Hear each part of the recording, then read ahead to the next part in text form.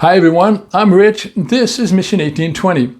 You know, in life it's easy to think that we have all the answers, but in reality, only God knows exactly why things happen as they do.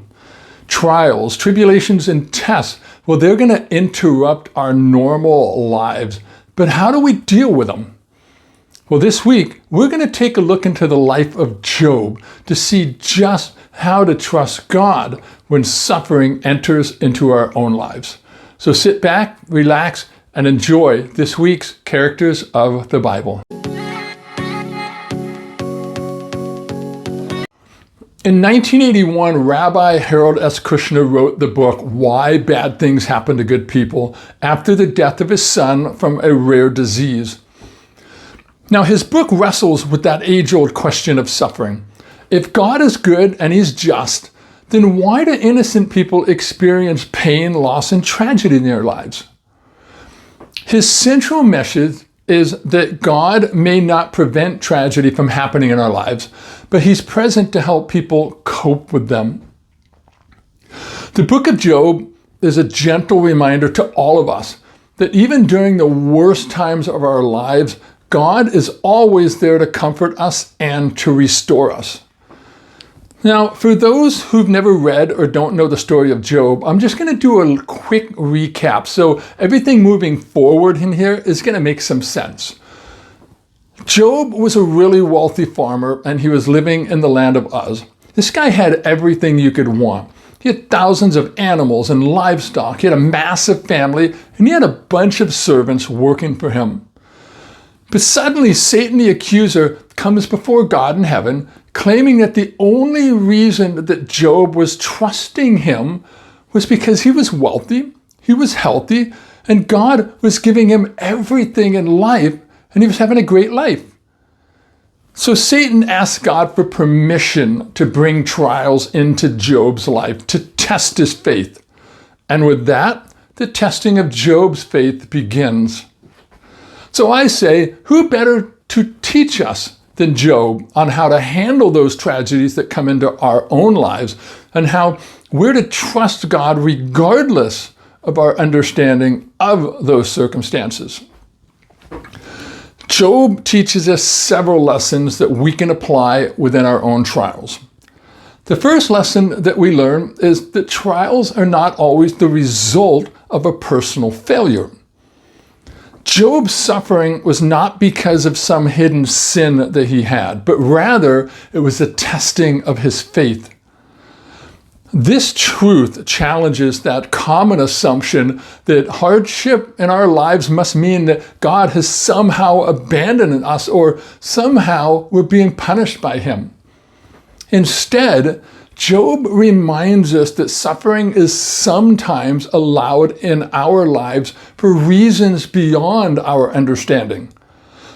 But recognizing this truth can help us face our trials without having any unnecessary guilt or despair, knowing that God's wisdom is greater than our own.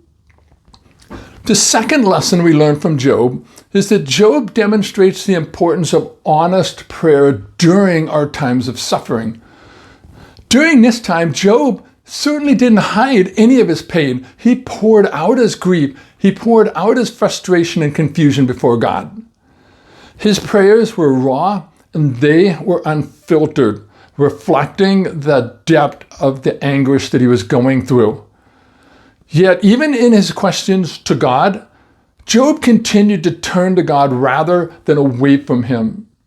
What this lesson teaches us is that faith is not the absence of questions during our struggles, but it's the decision to keep seeking God while we are in them, even when those answers that we are seeking seem to be so far away from us.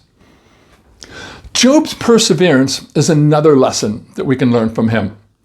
Though he was urged by his wife to just curse God and die, Job refused to abandon his faith. Instead, he declares, though he slay me, yet will I trust him. Job's perseverance reveals that trusting in God is not conditional on our circumstances, but it's an everyday thing that we must do. True faith remains steadfast, even when blessings are being replaced with struggles in our lives. Job's perseverance challenges us to hold on to our faith when life feels overwhelming, while still trusting that God's plan in our lives is still at work. Finally, Job reminds us that God's perspective is far greater than our own, because God's all sovereign, and whatever happens to us is going to glorify him in ways that we can't even begin to understand. When God eventually does respond to Job, he doesn't provide any detailed explanations of why this suffering's happening. Instead, God reveals his sovereignty. He reveals his wisdom and control over all creation. Job's response was humility and worship, recognizing that God's ways are higher than his own, and that this shift in perspective, that's the crucial lesson that we need to learn, because we may not always understand our trials, but we can trust the one who holds the universe in his hands. In the end, Job's faith was rewarded. God restored what was lost to him. He blessed him with even more than he had had before. While not every story of suffering is going to end with an earthly restoration, Job's testimony assures us that faithfulness to God is never going to be in vain. Job's life demonstrates that in every season of trial, trusting in God leads to hope, it leads to endurance, and ultimately it leads to a deeper relationship with him. Job doesn't just teach us about suffering in his story. He teaches us about faith. He teaches us about perseverance and to trust in the midst of life's darkest moments.